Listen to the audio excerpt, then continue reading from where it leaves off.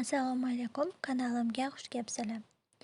Bugungi videoyimda biza mana shunaqa chiroyli ko'rinishdagi yulduzcha naqshini to'qishni o'rganamiz. Yulduzcha naqshini to'qishni o'rganishni boshladik. Buning uchun birinchi navbatda krючокimizdagi ipimizni mahkamlab olamiz. Mahkamlab olib, bitta zanjir olamiz. Va e'tibor bilan qarang, ikkinchi zanjirni olayotganda 1 sm uzunligidagi zanjir olamiz.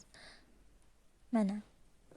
Va nakit olib, bitta nakit, 4 ta nakitni bitta zanjirga kirgizamiz. Mana ikkinchi nakit, uchinchi nakit, 4-chi nakit. 4 ta nakit oldik. Va ishchi ipimizni bosh barmog'imiz bilan ushlab turgan holda tepadagisini kirgizib va bosh barmog'imiz turgan joydagi ipni olib, ikkita zanjir hosil qilib va ishchi ipimizni o'tkazamiz. E'tibor bergan bo'lsanglar, pushistый ustun deydimi? Shunaqa ustunimiz tayyor bo'ldi. Mana, yana olamiz bitta nakit. Faqat zanjirga emas, zanjirni pastidagi to'qilgan joyga kirgizamiz. E'tibor bilan qaranglar videoga. Mana 3-chi nakit. 4-chi nakit. Va ipimizni ushlab turib, bosh barmog'imizda turgan ipdan olib va ishchi ipimizni kirgizamiz ikkita zanjir orasidan. Yana zanjir olamiz. Zanjirni tegi-tagiga kirgizib, mana 4 ta nakit olamiz. 4 ta nakit olganimizdan keyin bosh barmog'imiz bilan ipni ushlab turgan holda tepasini olib, mana ikkita zanjir orasidan o'tkazamiz. Yana bitta zanjir olamiz. 4 ta nakit o'tkazamiz. Zanjirdan emas, zanjirni tegi-tagi to'qilgan joydan. Bosh barmog'imiz bilan ipni ushlab turamiz va tepasidagi ipni olib, ushlab turgan joyga kirgizib va ikkita zanjirni bitta qilamiz. Hozircha bizda 4 ta shunaqa qalin ustun hosil bo'ldi. Men sizlarga 5 tasini namuna uchun ko'rsatib beraman. Ya'ni 5 ta ustunli naqsh qilib. Mana. Ikkitani bitta qilib olamiz. Ko'rib turganinglardek 5 ta qalin ustun deydimi, pushistый ustun deydimi, hosil bo'ldi mana 5 ta. Va endi keyingi qatorga o'tish uchun yana bitta xuddi shunaqa ustun olamiz. Zanjir olamiz. Uzunroq 1 sm miqdorda olib, 4 ta nakit olamiz.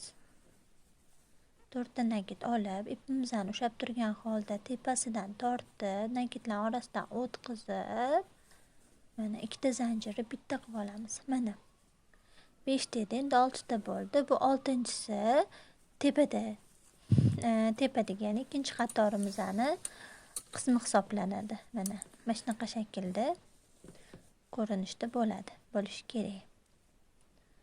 Endi qarang, tepadan burchakka va yonidagi burchaklarga xuddi shunaqa qalin ustundan to'qib chiqamiz. Buni e'tibor bilan qaraymiz. Yana bitta zanjir olamiz. Xuddi shu 6-chi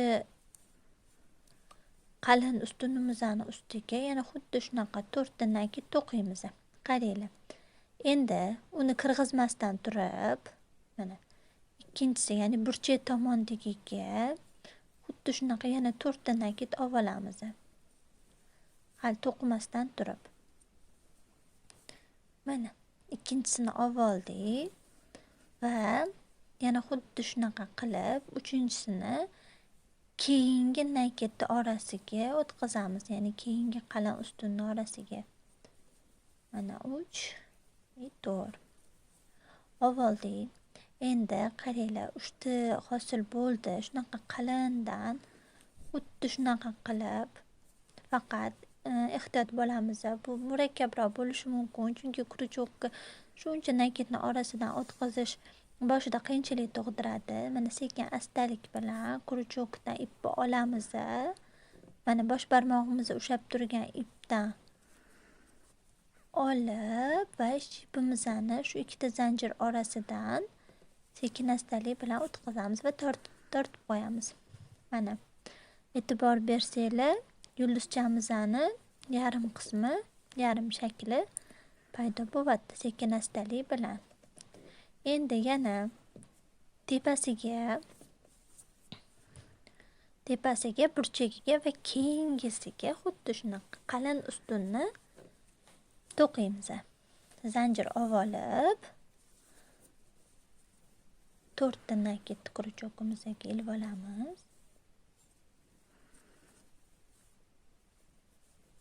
Keyingi nakitimizni olib, keyingi burchagimizdan yana 4 ta nakit olamiz.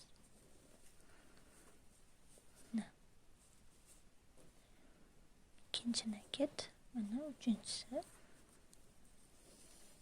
2 3 4.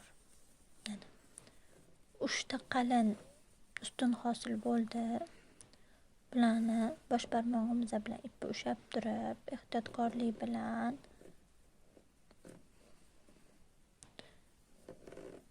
shuncha qalin ipimizni orasidan o'tkazamiz. Bu ozgina murakkabroq to'g'risi, chunki meni ipim qalin bo'lgani uchun ham ko'p bo'lgan nakitlarimiz ko'p bo'lgani uchun boshda ozgina murakkab bo'ladi. Mana voy, mana bir amallab o'tkazib oldim. Mana uni avvalo ikkitani bitta qilamiz. Mana keyingi ustunlarimiz ham bo'ldi. Endi yana xuddi shunaqa tepasiga, burchagiga va keyingisiga qilib o'tkazib olamiz. Mana yana kruchogimizda xuddi shunaqa 3 ta qalin ustunlar hosil bo'ldi. Ularni endi ishchi ipimiz orqali sekin astalik bilan o'tkazib olamiz. O'zi bu yulduzchalarni qanchalik erkin to'qisanglar, ya'ni bo'shroq qilib to'qisanglar, shunchalik to'qilishi oson bo'ladi. Tortib to'qisanglar, bu yulduzchalar o'xshamasligi mumkin, ham o'tkazishda qiynalasizlar. Yana xuddi shunaqa tepasiga, burchagiga va keyingisiga o'tkazib oldim. Buni ham oxirgi qatorini ham xuddi shunaqa qilamiz.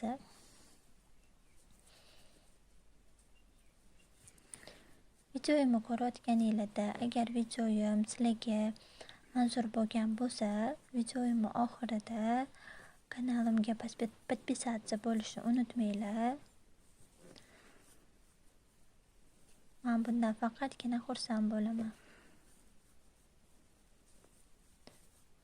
Agar qanaqadir kamchiliklarni sezsanglar yoki ko'rsanglar, kommentariyalarda aytib o'tishinglar mumkin. Har bitta obunachim fikri yoki har bitta video ko'ruvchi insonlarning fikri men uchun juda muhim. Mana 3 ta qalin stolbik oldik. Endi uchalasini orasidan sekin astalik bilan o'tkazamiz. O'tkazib oldik va ushlab turgan ipimizni olib, ishchi ipimizni ikkita zanjir orasidan o'tkazamiz.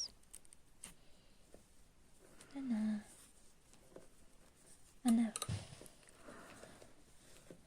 birinchi qatorimizni, ya'ni ikkinchi qator hisoblangan, lekin bitta qator beradigan stolbiklarimizni, ya'ni ustunlarimizni to'qib oldik.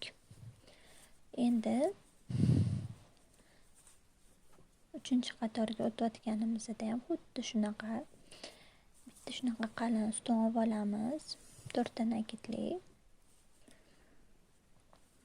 Mana zanjiri ostidagiga, ya'ni zanjiri tagidagi joyga kirg'izib, to'qilgan joyga to'rtta nakitni olamiz.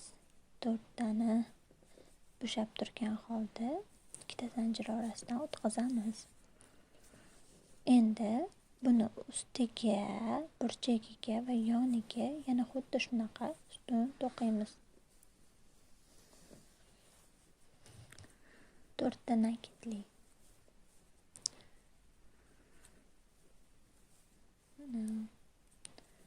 To'rt va ushlab turib ipimizni faqat to'qimasdan oxirigacha keyingi burchagidagi to'qiladigan to'rtta nakitli ustunimizni yarim ko'rinishini to'qiymiz.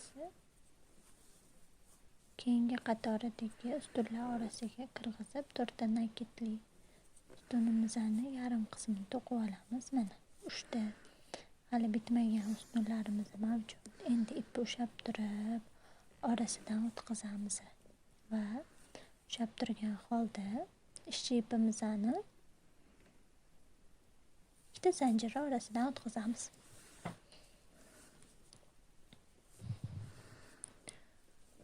Mana ko'rib turganinglardek yulduzchalar hosil bo'lyapti. Endi buni davom ettiramiz xuddi shunaqa qilib, ya'ni tepasiga, burchagiga va yoniga qilib oxirgi qatorgacha shu usulda to'qib chiqamiz va buni 4 qator qilib to'qisak, mana yulduzchalar hosil bo'ldi. Orqasi ham xuddi shunaqa. Mana bu yulduzchamiz bilan solishtirishimiz mumkin. Keyingi videolarda ko'rishguncha xayr, salomat bo'ling. Allohga omonat.